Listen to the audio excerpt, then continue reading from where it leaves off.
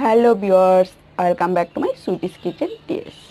আমার আজকের রেসিপি মুসুর ডাল দিয়ে পালং শাক ভাজি। ভীষণই মজাদার এই পালং শাক ভাজিটা।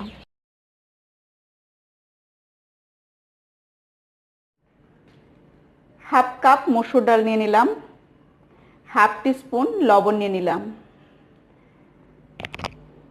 আর নিয়েছি 1 কাপ পানি। এই 1 কাপ পানি দিয়ে হাফ কাপ মসুর ডালকে আমি সিদ্ধ করে নিচ্ছি। ডালটাকে আমি সেদ্ধ করে নিয়েছি। ডালটা আমি দেখিয়ে দিচ্ছি, অনেক ঝরঝরে আছে। এরকম ঝরঝরে অবস্থায় নামাতে হবে, ওভার কুকড করে ফেলা যাবে না, তাহলে শাকে যখন আমি ব্যবহার করব তখন এটা গলে একদম মিশে যাবে শাকের সঙ্গে। একটা প্যানে আমি পালং শাকটা দিয়ে দিচ্ছি। এখানে আমি 2 আটি পালং শাক নিয়েছি আর ছোট টুকরো করে কেটে পরিষ্কার করে ধুয়ে নিয়েছি আর পানিটা ঝরিয়ে নিয়েছি।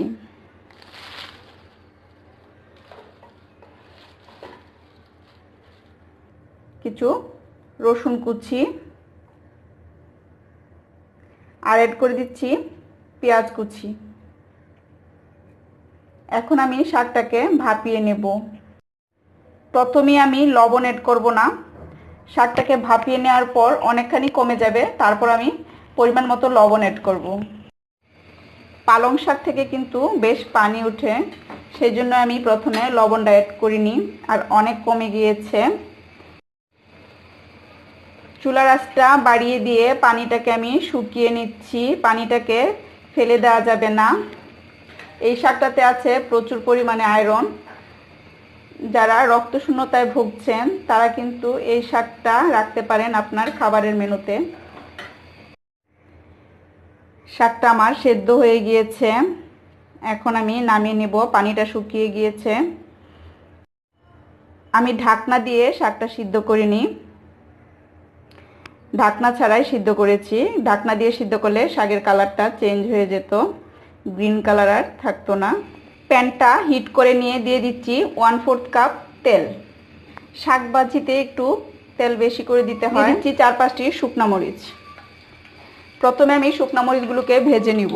শুকনা মরিচটা আমি ভেজে নিয়েছি, একটু লালচে করে শুকনা মরিচটা ভেজে নিতে হবে। এখন অ্যাড করে দিচ্ছি রসুন কুচি,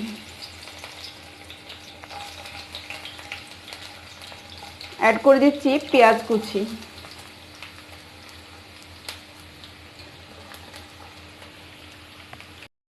চুলার আঁচটা মিডিয়াম টু লোয়ে রেখে পেঁয়াজ রসুনটা একটু সময় নিয়ে ব্রাউন কালার করে ভেজে নিচ্ছি। পেঁয়াজ রসুনটাকে আমি গোল্ডেন করে ভেজে নিয়েছি। এখন আমি অ্যাড করে দিচ্ছি মসুর ডালটা, সেদ্ধ করা মসুর ডালটা। ডালটা সেদ্ধ করার সময় আমি হাফ টিস্পুন লবণ দিয়ে সিদ্ধ করেছি। ডালটাকে সেদ্ধ করার সময় একদম গলিয়ে ফেলা যাবে না, এরকম ঝরঝরে থাকতে হবে। এখন আমি ডালটাকে একটু ভেজে নিচ্ছি। ডালটাকে আমি 2 মিনিট ভেজে নিয়েছি। দেখুন ডালটা কিন্তু প্রপারলি কুকড হয়েছে, বাট গলে যায়নি। কিন্তু গলে গেলে ভালো লাগে না শাকটা খেতে। ডালটা একটু ঝরঝরে থাকলেই ভালো লাগে এই শাকটা খেতে। অ্যাড করে দিলাম ভাপিয়ে রাখা শাকটা, আর এখন অ্যাড করে দিচ্ছি স্বাদ মতো লবণ। আমি ভাপানোর সময় লবণ দিইনি। আর দিয়ে দিচ্ছি 8-10টি কাঁচামরিচ। কাঁচামরিচগুলিকে আমি ফালি করে নিয়েছি। চুলার আঁচটা মিডিয়াম টু হাই রেখে শাকটাকে আমি ভেজে নিয়েছি 2 মিনিট। এই শাকটা কিন্তু ভীষণই মজার হয়, এই ডাল দিয়ে পালং শাকটা। একবার রেসিপিটি ট্রাই করবেন, অবশ্যই ভালো লাগবে।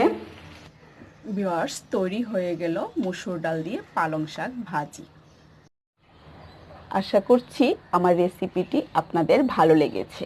ভালো লেগে থাকলে আমার চ্যানেলে একটি লাইক দিবেন, আর আমার চ্যানেলে নতুন বন্ধু হয়ে থাকলে আমার চ্যানেলটি সাবস্ক্রাইব করে দিবেন, আর পাশে থাকা বেল আইকনটি অবশ্যই ক্লিক করে দিবেন।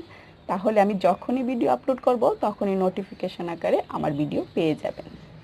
আর যারা আমাকে সাবস্ক্রাইব করে দিয়ে পাশে আছেন তাদেরকে জানাই অসংখ্য অসংখ্য ধন্যবাদ। Thank you for watching. Bye by.